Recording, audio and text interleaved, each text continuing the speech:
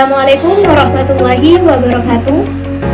Perkenalkan, nama saya Yuita Srifani dari kelas 12 MIA 1.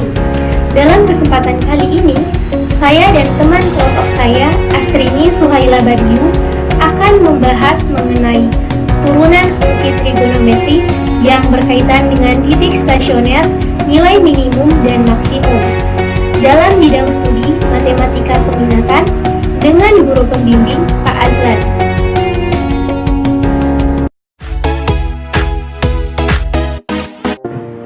Bagian pertama, kita akan mempelajari mengenai titik stasioner. Apa sih pengertian titik stasioner? Titik stasioner adalah titik yang menyebabkan f aksen x sama dengan 0 jika titik awalnya fx sama dengan 0. Jadi syaratnya, jika terdapat fx sama dengan 0, maka kita harus merubahnya terlebih dahulu ke dalam bentuk f aksen x sama dengan 0. Stasioner biasa juga disebut dengan titik ekstrim dan titik kritis. Jenis-jenis titik ekstrim pada fungsi trigonometri sama dengan fungsi aljabar, yaitu sebagai berikut. Pertama, titik balik maksimum atau titik maksimum. Yang kedua, titik balik minimum atau titik minimum. Dan yang ketiga, titik belok. Untuk menguji pemahaman kalian mengenai penerapan turunan fungsi trigonometri untuk menentukan titik stasioner, saya akan memberikan contoh sebagai berikut.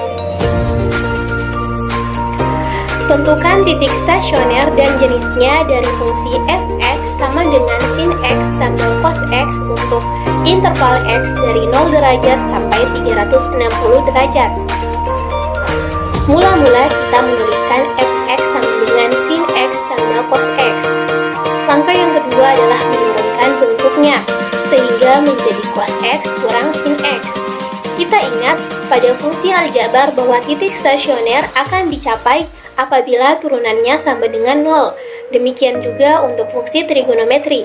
Titik stasionernya akan dicapai juga jika turunannya sama dengan 0, sehingga menjadi f aksen x sama dengan 0 dan menjadi cos x kurang sin x sama dengan 0. Kemudian sin x kita pindah ruaskan ke sebelah kanan sehingga menjadi cos x sama dengan sin x, atau sin x per cos x sama dengan 1, sehingga didapat tan x sama dengan 1. Dari persamaan tan x sama dengan 1, kita mendapatkan bahwa x-nya sama dengan 45 derajat atau x-nya sama dengan 225 derajat. Untuk mencari y-nya, langkah yang pertama adalah memasukkan nilai x sama dengan 45 derajat ke dalam rumus y sama dengan cos 45 derajat ditambah sin 45 derajat sama dengan 1/2 akar 2 ditambah 1/2 akar 2, sehingga menjadi akar 2. Untuk mencari nilai y yang kedua, kita mensubstitusikan nilai x sama dengan 225 derajat ke dalam persamaan y sama dengan cos 225 derajat ditambah sin 225 derajat sama dengan min 1/2 akar 2 dikurangi 1/2 akar 2, sehingga menjadi min akar 2. Jadi, kita mendapatkan bahwa titik stasioner untuk fungsi di atas adalah 45 derajat, akar 2 dan 225 derajat, min akar 2. Selanjutnya, untuk menentukan jenis titik stasioner, kita gunakan pertolongan garis bilangan sebagai berikut. Jadi, jenis titik 45 derajat, akar 2 adalah titik balik maksimum, dan titik 225 derajat, min akar 2 adalah titik balik minimum. Untuk menguji seberapa jauhkah pemahaman kalian mengenai penggunaan turunan fungsi trigonometri dalam menentukan titik stasioner, saya akan memberikan soal yang bisa kalian kerjakan. Soalnya yaitu sebagai berikut. Jika fungsi fx sama dengan 2 cos 3x kurang 30 derajat untuk interval x dari 0 derajat sampai 180 derajat, Maka tentukan titik stasioner fungsi f. Oke, kita masuk ke materi nilai maksimum dan nilai minimum turunan fungsi trigonometri.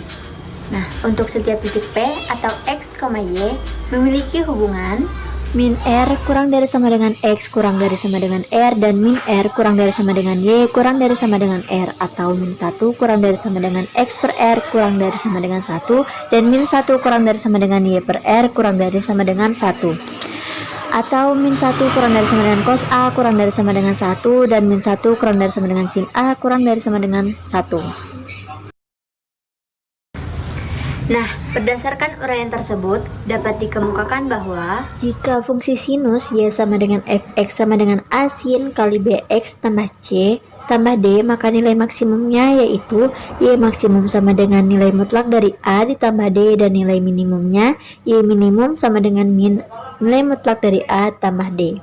Sedangkan jika fungsi kosinus Y sama dengan Fx sama dengan A cos dikali Bx tambah C ditambah D, maka nilai maksimumnya Y maksimum sama dengan nilai mutlak dari A ditambah D, dan nilai minimumnya Y minimum sama dengan minus nilai mutlak dari A ditambah D.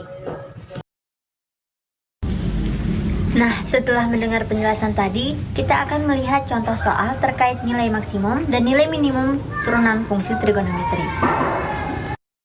Tentukanlah nilai minimum dan nilai maksimum dari Fx sama dengan sin 2x pada interval 0 kurang dari sama dengan x kurang dari sama dengan 2pi.